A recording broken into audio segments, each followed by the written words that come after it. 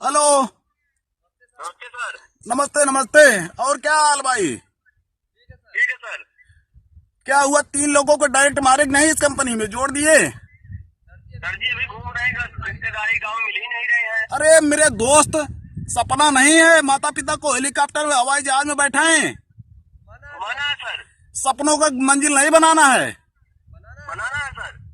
अरे हम कैसे तुमको समझाए मेरे दोस्त, मरा हुआ मुर्दा भी 4 लोगों को जोड़ लेता, आप 3 लोगों को नहीं जोड़ पा रहे हो। जोड़ेंगे सर। आज सबसे पहले चुप्पा को जोड़ेंगे। हाँ हाँ ठीक है मेरे दोस्त। ये बताइए, सपना मर चुका है आपका? जिंदा है सर। अरे भाई, आप हमारे तरह नहीं चाहते हो को ऐसो ऐसो आराम में जिए? आज हमारे पास BMW से लेकर बड़ी बड़ी गाड़ियां हैं, देखो हम ऐसो आराम में घूम रहे हैं इस समय। वो मीटिंग पे है मेरे दोस्त। हम भी चलना चाहते हैं सर।